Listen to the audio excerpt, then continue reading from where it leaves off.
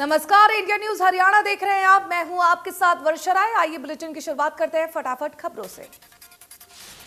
संसद के संयुक्त सत्र को राष्ट्रपति रामनाथ कोविंद ने संबोधित किया। इस बीच उन्होंने कहा कि देश आजादी का अमृत महोत्सव मना रहा है। राष्ट्रपति ने अपने संबोधन में वीरों की शहादत को नमन किया है और केंद्र सरकार सबका साथ और सबका विकास का काम करती है। कोरोना महामारी का ये तीसरा साल है जिसमें भारत की वैक्सीन दुनिया भर में जान बचा रही है और कोरोना के बीच देश मजबूती से लड़ रहा है। राष्ट्रपति ने कहा कि हर घर दस्तक अभियान से वैक्सीन अभियान में तेजी आई है और शहर उत्पादन में भी रिकॉर्ड बढ़ोतरी हुई है। किसान फसल बीमा योजना से भी किसानों को फायदा हुआ है और खेतों के पास इंफ्रास्ट्रक्चर बढ़ाने पर जोर दिया गया है। बजट सत्र से पहले पीएम मोदी ने सभी सांसदों का बजट सत्र में स्वागत किया और कहा कि आज के हालात में भारत के लिए कई अवसर हैं। बजट सत्र देश के विकास के लिए बहुत जरूरी है, जिसमें पूरे साल का खाका तैयार होता है और बार बार चुनाव से संसद का सत्र प्रभावित होता है।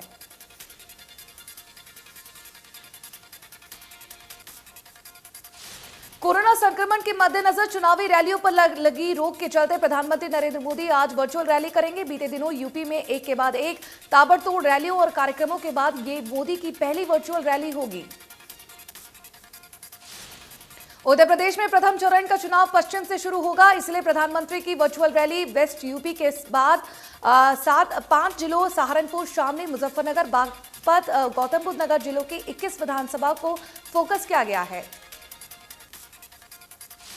फिलहाल पीएम के वर्चुअल संबोधन के लिए प्रदेश में कुल 98 स्थानों पर स्क्रीन लगाई गई है। इस लिस्ट में जिन 21 विधानसभा का जिक्र किया गया है वहां प्रत्याशी खुद बैठकर संबोधन कार्यक्रम का हिस्सा बनेंगे। राष्ट्रीय महिला आयोग के 30वें संस्थापन दिवस के मौके पर पीएम मोदी देश की महिलाओं को संबोधित करेंगे। ये वर्चुअल माध्यम से इस कार्यक्रम से जुड़ेंगे।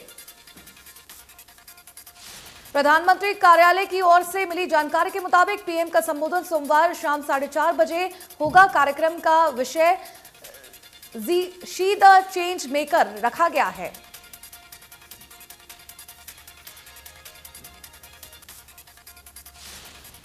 संयुक्त किसान मोर्चा आज देश भर में विश्वासघात दिवस मनाने जा रहे हैं। इस दौरान पूरे देश में जिला और तहसील स्तर पर बड़े प्रदर्शन की तैयारी है। मोर्चे से जुड़े सभी किसान संगठन जोरों शोरों से इसकी तैयारी में जुटे हैं। किसान नेताओं का यह कहना है कि कार्यक्रम देश के कम से कम 500 जिलों में आयोजित किया जाएगा। किसानों के साथ हुए कथित धोखे का विरोध करने के लिए संयुक्त किसान मोर्चा ने 15 जनवरी को अपनी बैठक में यह फैसला किया था।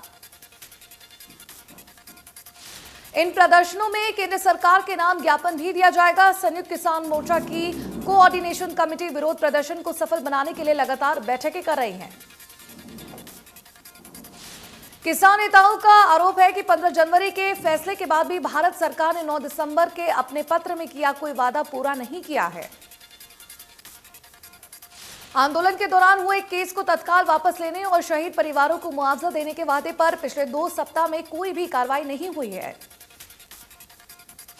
एमएसपी के मुद्दे पर सरकार ने कमेटी के गठन की कोई घोषणा नहीं की, इसलिए मोर्चे ने देश भर में किसानों से आह्वान किया है कि वे विश्वासघात दिवस के माध्यम से सरकार तक अपना रुख पहुंचाएं।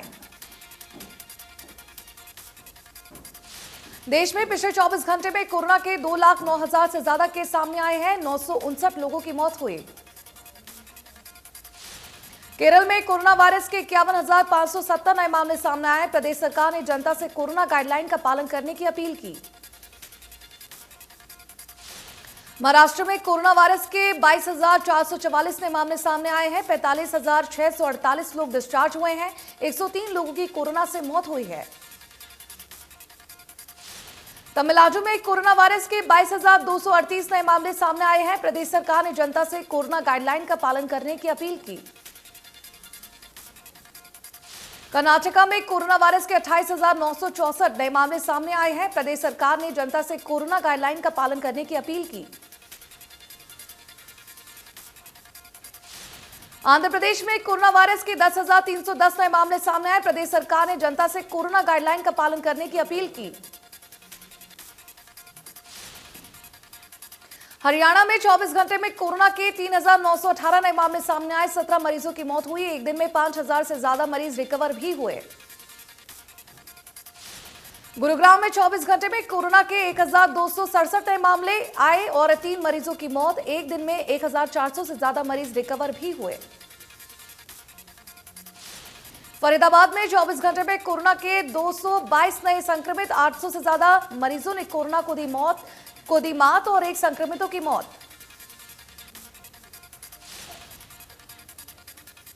कुरुक्षेत्र में 24 घंटे में कोरोना के 103 नए मामले सामने आए। 208 मरीज रिकवर हुए। एक्टिव केस की संख्या 500 के पार। सोनीपत में 24 घंटे में कोरोना के 207 नए मामले सामने आए हैं। 183 रिकवर हुए। एक्टिव केस की संख्या 1,600 के पार। हिसार में कोरोना का कहर जारी। पिछले 24 घंटे में 248 नए मामले सामने आए। 138 मरीज रिकवर हुए और एक्टिव केस 1,400 के पार। करनाल में कोरोना का कहर जारी। पिछले 24 घंटे में 96 नए मामले सामने आए हैं। 220 मरीज रिकवर हुए और एक्टिव केस 1,200 के पार। पंचकुला में कोरोना का कहर जारी। पिछले 24 घंटे में 244 नए मामले सामने आए। 417 मरीज रिकवर हुए। गुरुग्राम में सिनेमा घर मल्टीप्लेक्स खोल दिए गए हैं। सरकार की तरफ से जारी गाइडलाइन के मुताबिक 50% सीटें ही दर्शकों के लिए बुक की जा सकेंगी। वहीं हर शो के बाद पूरे हॉल को सैनिटाइज किया जाएगा। साथ ही टिकट भी पहले की तरह ही मोबाइल पर मिलेगा।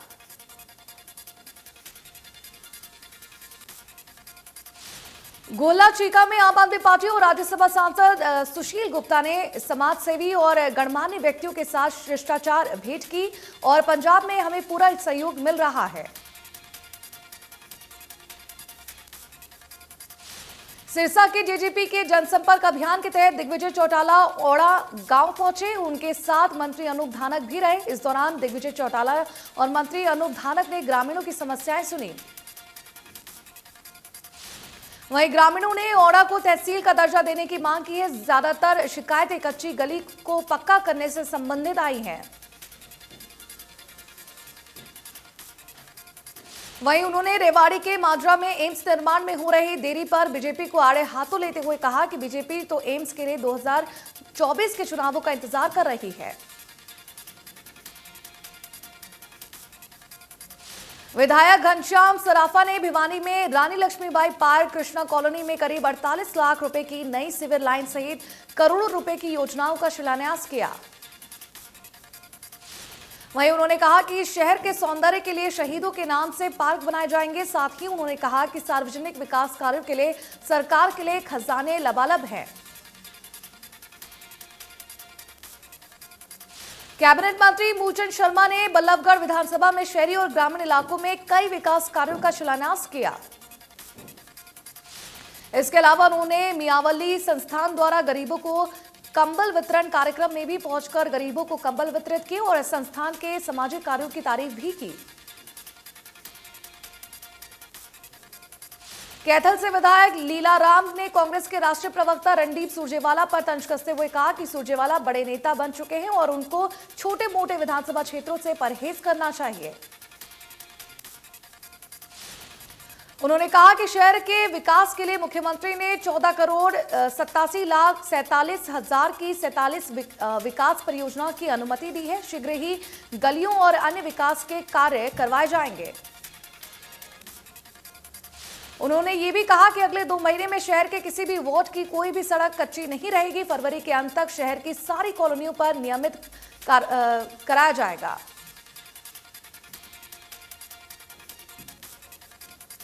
पृथला के गांव धोला की पंचायत ने देश की पहली स्किल यूनिवर्सिटी के लिए 90 एकड़ जमीन फ्री में सरकार को दी और सरकार ने नौकरी और दाखिले में रिजर्वेशन का वादा किया था, लेकिन अभी तक एक भी नौकरी ग्रामीणों को नहीं मिली है। इसको लेकर ग्रामीणों ने लोगों ने अपने बच्चों को ग्रुप सी और डी की नौकरी के लिए विधायक नयनपाल रावत को मुख्यमंत्री मनोहर लाल के नाम ज्ञापन सौंपा।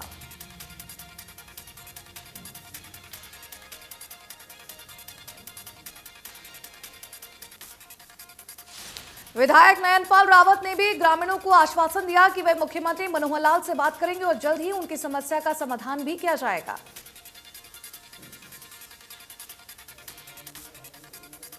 इस अभियान के तहत भिवानी के लघु सचिवालय में उपायुक्त आरएस ढिल्लों ने हरी झंडी दिखाकर कुष्ठ जागरूकता रैली को रवाना किया। वहीं कर्मचारियों ने कुष्ठ रोग को जड़ से मिटाने के लिए शपथ भी ली। महम चौबीसी के गांव बल्लंबा में ग्रामीण गंदा पानी पीने को मजबूर है। ग्रामीणों ने जलघर पर प्रदर्शन किया और कहा कि जलघर की ना चारदीवारी है और ना तो मुख्य गेट है। जलघर में दिन भर आवारा पशु घूमते हैं। ग्रामीणों ने कहा कि चारदीवारी टूटने के कारण बाहर का गंदा पानी जलघर के टैंकों में भर जाता है। सप्लाई लाइन में भी जगह जगह पर लीकेज है, जिसकी वजह से गलियों का गंदा पानी सप्लाई में आता है। सोनीपत के गांव बांगड़ू खुर्द में किसानों की कई फसलें जलमग्न हो गई है। किसानों ने फिर फसलों की स्पेशल गिरदावरी की मांग उठाई है। गांव में 500 एकड़ से ज्यादा गेहूं की फसल बेमौसमी बारिश की भेंट चढ़ गई है। गांव के पशुओं के सामने चारे की समस्या उत्पन्न हो गई है और इसके लिए गांव के लोग अपने पशु बेच रहे हैं। उत्तर भारत की सबसे ज्यादा बोई जाने वाली गन्ने की वंडर वैरायटी CO 23B-23-8 पर हुए बीमारी के हमले से गन्ने की खेती के साथ चीनी उद्योग पर बड़ा संकट खड़ा हुआ है, होने की आशंका बढ़ गई है।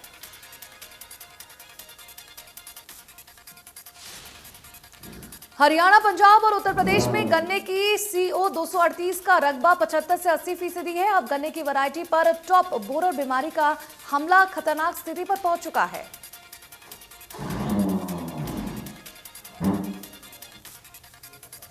गन्ने की इस वैरायटी पर हुई बीमारी के हमले से किसान चिंतित हैं और गन्ने की पैदावार में 60% तक का नुकसान देखा जा रहा है।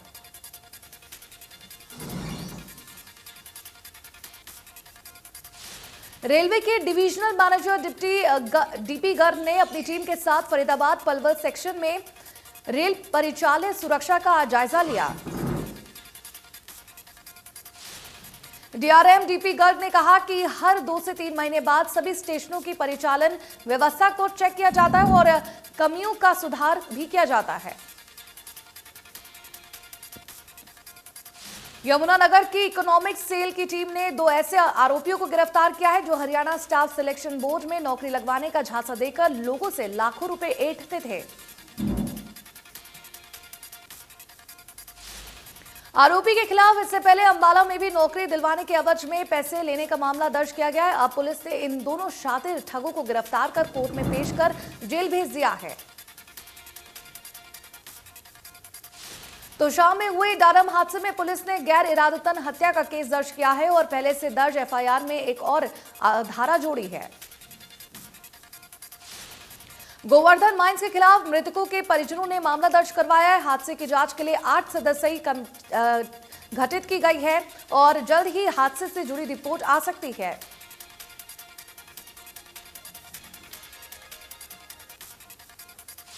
अंबाला छावनी बस अड्डे का हरियाणा रोडवेज के जीएम अश्विनी डोगरा ने निरीक्षण किया। साथ ही हाउसिंग बोर्ड कॉरपोरेशन के द्वारा किए जा रहे कार्यों का भी निरीक्षण किया।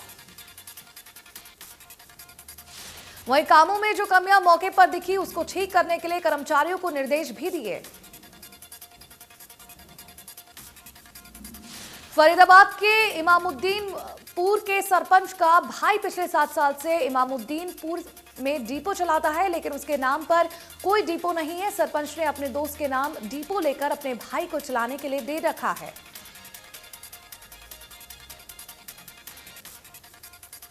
आरोप है कि कोरोना काल में सरपंच के भाई ने न सिर्फ गरीब बीपीएल लोगों के हक का राशन हड़पा, बल्कि मर चुके लोगों के नाम का भी राशन डकार लिया।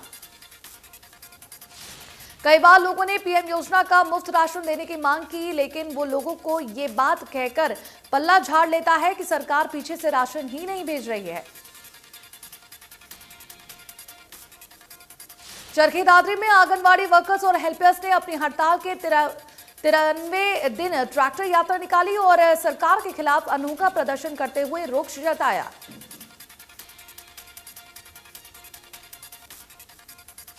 हांसी में भगत सिंह रोड स्थित सिद्धिविनायक ग्राहक सेवा केंद्र से 10 लाख रुपए से भरा बैग चोरी करने के मामले में पुलिस ने आरोपियों की सीसीटीवी फुटेज जारी की है।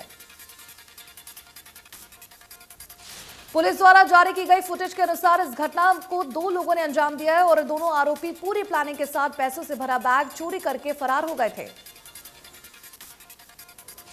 एक आरोपी ने अपने मुंह को चद्दर से ढक रखा था और दूसरे ने अपने मुंह को शॉल से ढका हुआ था। पुलिस के अनुसार वारदात को अंजाम देने से पहले आरोपी ग्राहक सेवा केंद्र में कस्टमर बनकर आए।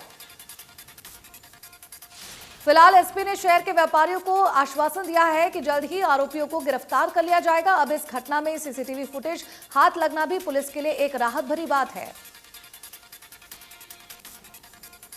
फतेहाबाद में चोरों का आतंक थमने का नाम नहीं ले रहा। मरला कॉलोनी में 2 बदमाशों ने पलक झपकते ही बाइक चोरी की वारदात को अंजाम दिया।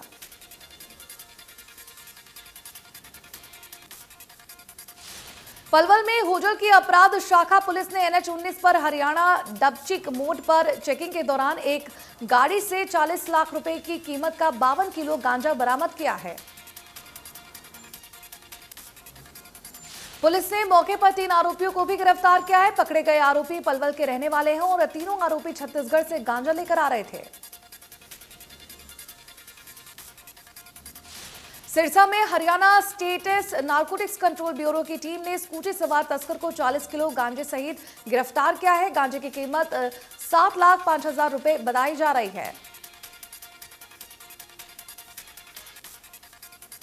पकड़े गए दोनों आरोपी नशे के आदी हैं। एक के खिलाफ पहले भी तस्करी का मामला शिकायत दर्ज किया जा चुका है। दोनों को न्यायालय में पेश कर रिमांड पर लिया जाएगा। आईएमटी थाना क्षेत्र में मेंटेनेंस और पेंट का कार्य कर रहे 3 लोगों को करंट लगा, जिसमें 2 की मौके पर ही मौत हो गई और तीसरे की हालत गंभीर बताई गई। बताया जा रहा है कि 11,000 वोल्ट की लाइन के करीब 2 फुट दूर से ही तीनों को करंट लगा। करनाल के तरावड़ी में गैंगवार हमला हुआ है, जिसमें एक युवक को गोली लगी है। घायल युवक को अस्पताल में भर्ती करवाया गया। युवक के दोस्तों ने बताया कि पुरानी रंजिश के चलते यह हमला हुआ। घायल युवक जबरा ग्रुप का है और जबरा गैंग और नरेश अंजनथली गैंग के बीच काफी लंबे समय से दुश्मनी चल रही थी। जबरा काफी समय पहले पुलिस एनकाउंटर में मारा गया था और नरेश अंजनथली अभी जेल में है। मौके पर पहुंचे पुलिस अधिकारियों ने बताया कि 2 युवकों को गोली लगी है। आसपास के लोगों ने भी गोलियों की आवाज सुनी है। दोनों को अस्पताल में भर्ती करवाया गया। बल्लभगढ़ में एटीएम में छेड़छाड़ कर पैसे निकालने के आरोप में चावला कॉलोनी चौकी टीम ने 2 आरोपियों को गिरफ्तार किया है। आरोपियों की पहचान मेवात निवासी कैफ और रफीक के रूप में हुई है। पुलिस ने दोनों आरोपियों को गत दिवस कोर्ट में पेश कर 2 दिन के रिमांड पर लिया है। आरोपियों के कब्जे से एक मोटरसाइकिल और 2,000 की नकदी भी बरामद की गई। यमुनानगर में कोहरे और धुंध के चलते आम लोगों को भारी परेशानियों का सामना करना पड़ा है। धुंध में वाहन चालक अपने वाहनों को धीमी गति से चलाने को मजबूर है। वहीं कोहरा फसलों के लिए लाभदायक बताया जा रहा है। जिले में जहां पारा लुढ़ककर 4 से 5 डिग्री तक जा पहुंचा है, वहीं धुंध और ठंड ने आम लोगों का जीवन मुश्किल कर दिया है। वहीं भारी ठंड के चलते लोग अपने घरों में दुबके हुए हैं। जो वाहन चालक मजबूरी में घर से निकले हैं, वो भी अपने वाहनों को धीमी गति से चलाने में मजबूर है। भिवानी जिले में भले ही धुंध की चादर सिमट गई हो, लेकिन पाले ने रबी की फसलों का खराब करना शुरू कर दिया है। सुबह गिरे पाले का सबसे ज्यादा असर सरसों पर पड़ने लगा है। सरसों की फसल के पत्तों पर बर्फ के छोटे छोटे कण मिले, जो कि सूर्य उगने के करीब आधे घंटे तक पत्तों पर जमे रहे, बाद में ही पिघलकर जमीन पर गिरे। वहीं गेहूं और जौ की फसल में कड़ाके की ठंड का फायदा होगा। वहीं सब्जियों की फसलें पाले से प्रभावित होंगी। दूसरी तरफ कड़ाके की ठंड से जनजीवन पूरी तरह से प्रभावित रहा। उत्तर प्रदेश के कानपुर शहर में देर रात एक सड़क हादसे में 6 लोगों की मौत हो गई है, जबकि कई अन्य घायल हो गए। बाबूपुरवा थाना अंतर्गत टाटमी चौराहे पर एक अनियंत्रित इलेक्ट्रॉनिक बस ने ट्रैफिक बूथ को तोड़ते हुए कई राहगीरों और वाहन चालकों को कुचल दिया। जानकारी के मुताबिक बस घंटाघर चौराहे से किदवई नगर जाने के लिए निकली थी। अचानक बस अनियंत्रित होकर हादसे की शिकार हो गई। हादसे के बाद घटनास्थल पर चीख पुकार मच गई है। वहीं हादसे के बाद बस चालक मौके से फरार हो गया। फिलहाल फरार ड्राइवर की तलाश की जा रही है। वहीं हादसे की सूचना के बाद मौके पर पहुंची पुलिस ने घायलों को कानपुर लाल लाजपत राय अस्पताल में भर्ती करवाया है।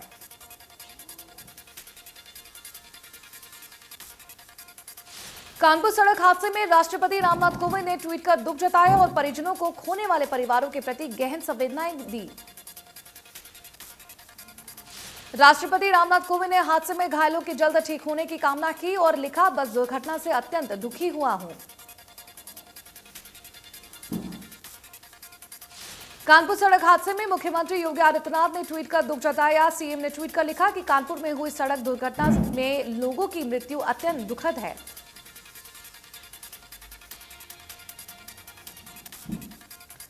बिग बॉस 15 की विजेता बनी तेजस्वी प्रकाश। टॉप 3 में करण कुंद्रा और प्रतीक सेजवाल को पीछे छोड़ते हुए उन्होंने ट्रॉफी हासिल की। इनाम में विजेता को 40 लाख रुपए भी दिए गए।